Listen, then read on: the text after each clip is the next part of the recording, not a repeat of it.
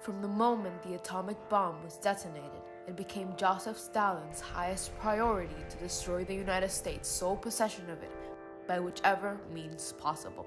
Immediately, he began to advance the USSR's nuclear program, constructing the secret city of Chelyabinsk 40 near Mayak, a plutonium plant.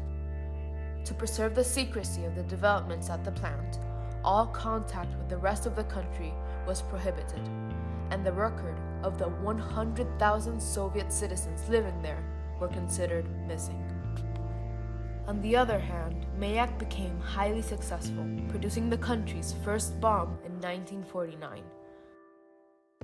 The 10,000 people who were employed, however, worked in dangerous conditions for long hours, often 7 days a week in 3 shifts. The limited knowledge of safety practices deduced from the Manhattan Project meant that workers foregoed many now obvious precautions. They handled radioactive material with their bare hands and disposed of waste into the local Techa River, which ended up irradiating about 124,000 people. Highly radioactive waste was instead stored in steel containers at the Complex S storage facility.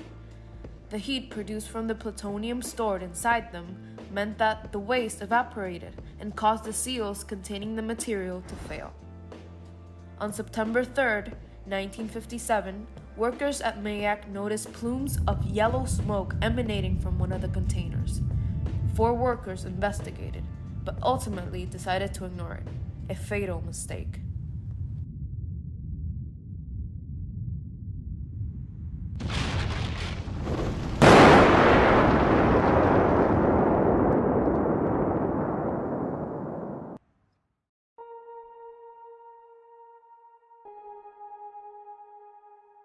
At 4:22 p.m., a thunderous explosion was heard when steel container number 14 tore through the complex with a force of 100 tons of TNT. Soldiers rushed out into the street believing a war had started. Glass from windows was blown out, and metal gates were torn off their hinges. Fortunately, no workers were in harm's way, yet. Indeed, the real threat was the radioactive material. 2 million curies of radioactive particles were elevated a kilometer into the air and spread some 350 kilometers northeast, falling onto the ground like snow over the next few days and covering the region in a fine red dust.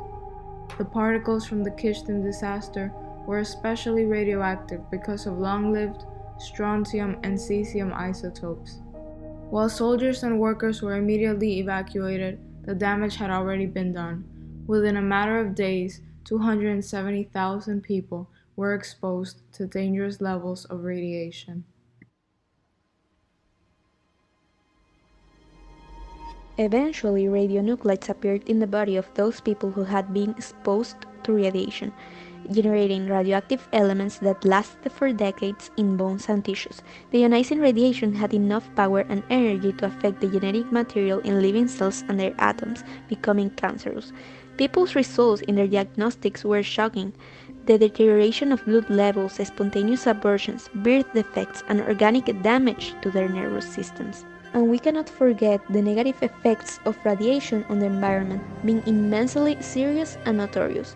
In fact, radioactive material produced enormous damage to plant tissues, deterioration and pause in their growth, mutations, and even the destruction of their DNA. Moreover, the radioactive material in the soil made it infertile since it prevented the nutrients from being absorbed by the plants. Overall, radioactive compounds in the soil not only had a severe impact on the diversity and abundance of soil fauna, but also the density of arthropods was reduced. The information of what happened and when it did was really only accessible to top officials in the Soviet Union. Curiously, however, the CIA knew about the incident, but decided not to reveal anything, knowing that they had their own secret cities. While international newspapers wrote speculative articles about the disaster as early as 1958, it wouldn't be until 1976 that the exiled Soviet biologist Shoref Miftiv wrote a journal describing unusual radioactive activity in the Ural region around 1957 or 1958. Many Western authorities did not believe him, however, and the Kyshtym disaster fell into obscurity once again. But after 4 decades of concealment, the disaster finally came to light after the late 80s when the Soviet government began to collapse entirely. For the first time in history, the public became conscious of the Mayak facility, the Teka River, and the secret city of Chelyabinsk 40. Immediately, the disaster was recognized as a Level 6 serious accident on the International Nuclear Event Scale. In fact, only 2 accidents have been worse.